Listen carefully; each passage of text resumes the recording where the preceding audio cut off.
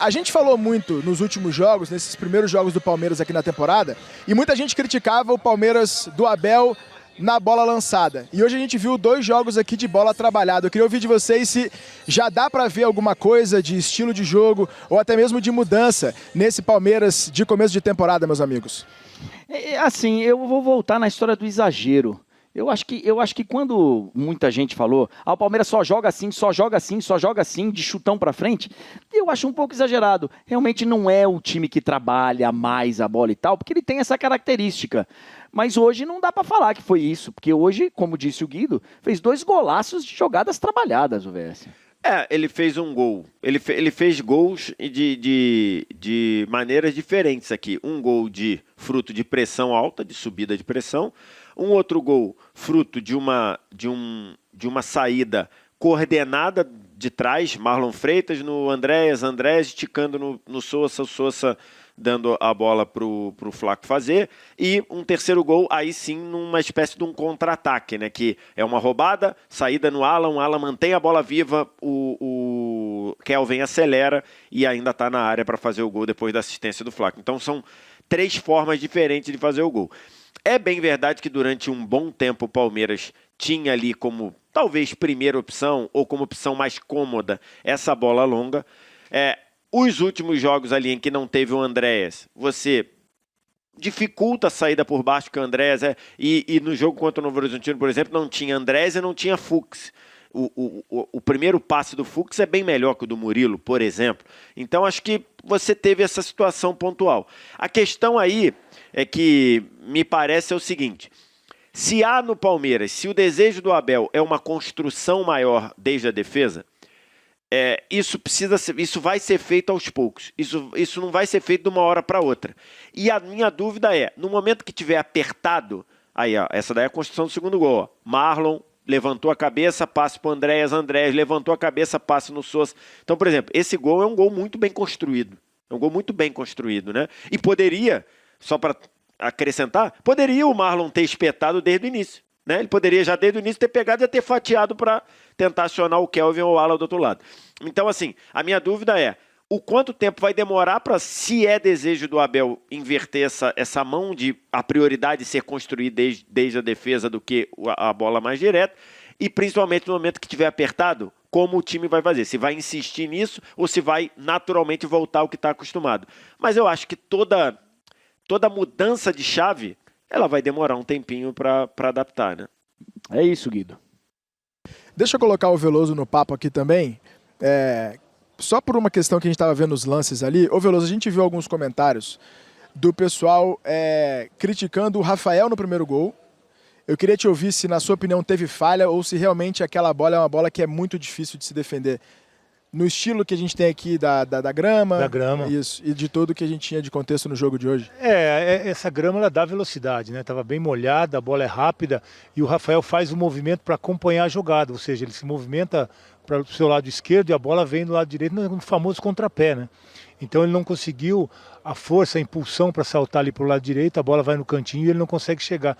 Eu não classifico como falha, não. Eu acho que ele estava tentando se posicionar quando saiu o chute do Maurício e no contrapé ele não conseguiu voltar para fazer a defesa. E no gol do São Paulo, Carlos Miguel, você acha que falhou ali ou também não dava nessa bola? É uma bola muito próxima ali do Bobadilha, né? Ele tenta com o pé, talvez até a opção pudesse ser a mão, mas com a envergadura que tem e com a facilidade que ele tem na perna, ele consegue tocar na bola, mas insuficiente para fazer a defesa, para evitar o gol, né?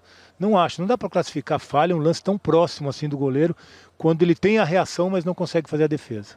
Perfeito. Deixa eu colocar o Wilsinho no papo também, que eu quero fazer uma pergunta sobre o São Paulo, Wilsinho, principalmente sobre a questão da escalação que o Crespo mandou aqui a campo e das mudanças também, né? Na transmissão você já falou um pouco disso. Eu queria te ouvir um pouco melhor uma análise que você faz das opções que o Crespo tinha para hoje e das escolhas que ele teve. Se ele errou mais do que acertou, que balanço você faz dessa atuação do São Paulo e o senhor? Boa noite. Boa noite, Guido. O Crespo, ele tenta colocar esses 3 volantes que ele tem, muito bons tecnicamente em transição, para jogar juntos. Mas eles já mostraram que, assim, enquanto o São Paulo tem posse de bola, eles funcionam. Quando o São Paulo perde a posse de bola, existem muitas brechas, até porque quando você joga com 3 homens de meio campo, os 3 eles têm que girar em sintonia, eles têm que procurar o espaço vazio, eles têm que fazer como o próprio Flaco falou, toque e rompe. Então eles vão estar sempre fora de posição. Logo, você vai dar espaço ao time adversário para ser contra-atacado. Se você não tiver uma linha de 4 muito bem posicionada, muito forte, você vai acabar sofrendo como sofreu hoje. E sofreu muito.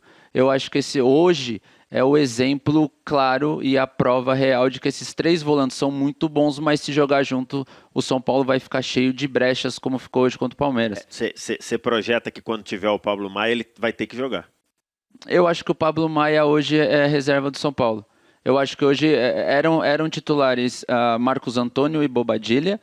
Com a chegada do Danielzinho, que vai muito bem nos 2, 3 primeiros jogos, ele tenta colocar ele nessa função, até porque ele não tem um camisa 10 de origem. Então ele tenta fazer esses 3 volantes funcionar. Só que para esses 3 volantes funcionar, eu precisava sincronizar um pouco mais. Hoje é a prova clara que se a gente jogar contra um time de uma transição rápida, a gente vai sofrer. E se o São Paulo não faz gol, porque o São Paulo criou 3, 4 chances, mas se não mata, vai perder de 3-1. Traz uma pressão muito... Traz uma pressão muito forte. Logo, no segundo tempo, eu acho que não diria falta de alternativas, porque ele tinha alternativa no banco.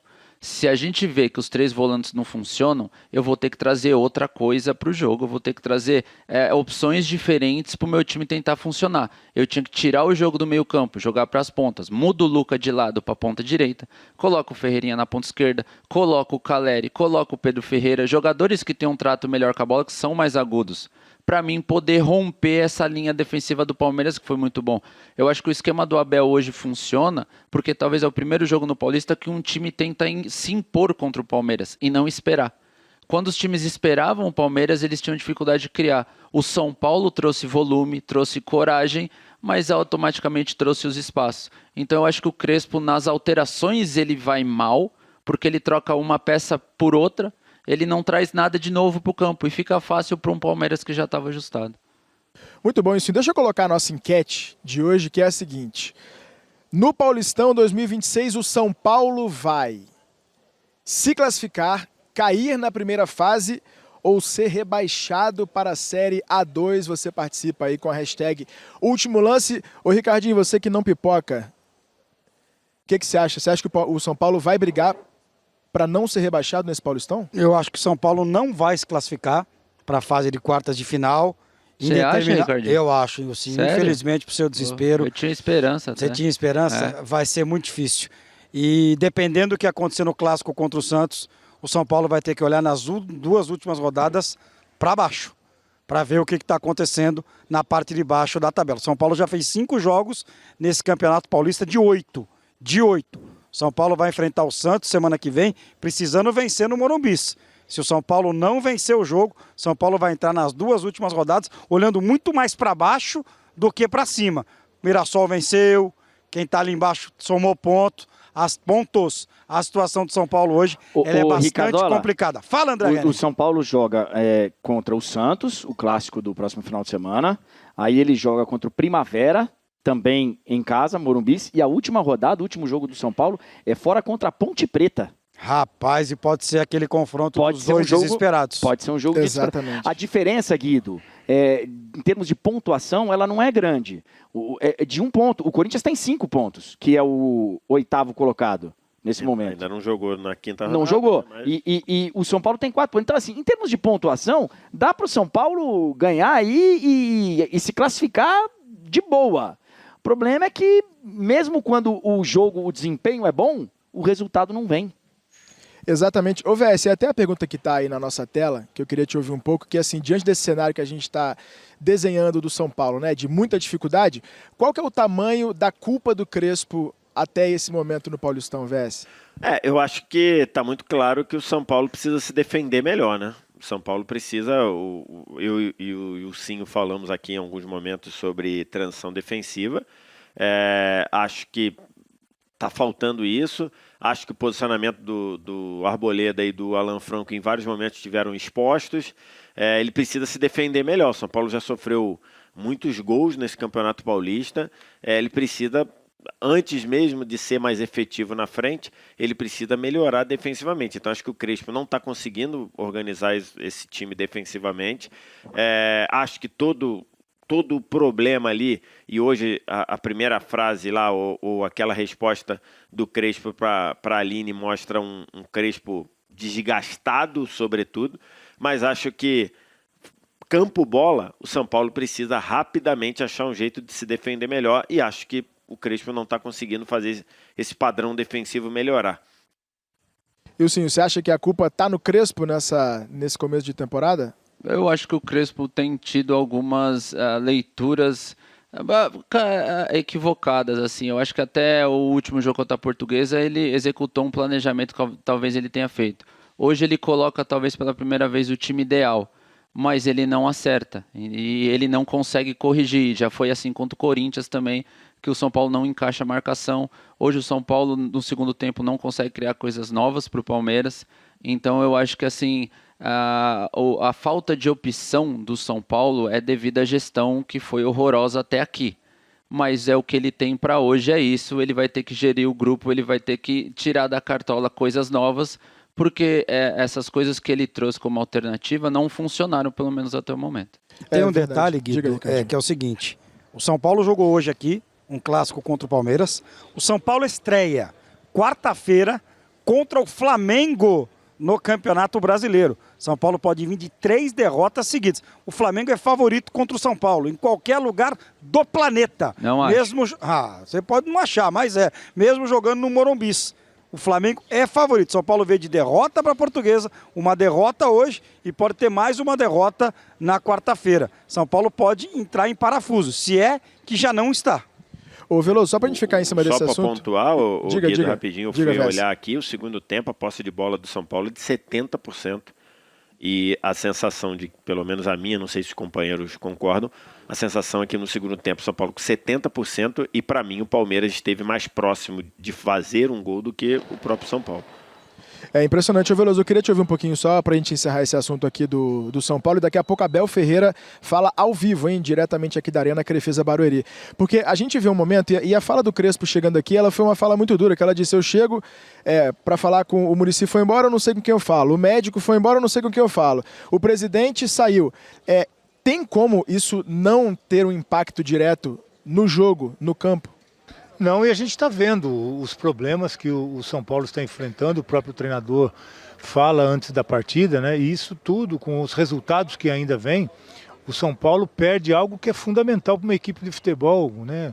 Principalmente no alto nível, que é a confiança. Você vê que os jogadores estão errando demais, o São Paulo não consegue evoluir esse 70% de posse de bola, até o Palmeiras que baixou as linhas mesmo, até para ter essa transição, como saiu o terceiro gol.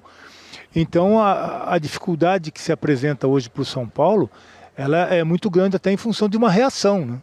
O São Paulo vai jogar um clássico em casa, só faltam 3 rodadas para terminar essa primeira fase, realmente numa situação muito complicada, com a mesma pontuação já do time que está na zona do rebaixamento, que é o Noroeste. Uma questão aí de critério coloca o São Paulo fora da zona do rebaixamento nesse momento, né?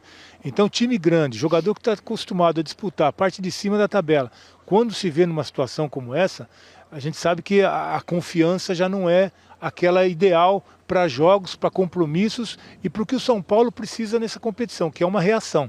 Então vai depender aí dos últimos jogos, do Primavera e na última Ponte Preta, provavelmente uma Ponte Preta já rebaixada, para fugir de uma questão aí muito mais complicada para o time. Eu acredito que o São Paulo não vai ser rebaixado, mas também a classificação não vem nesse campeonato.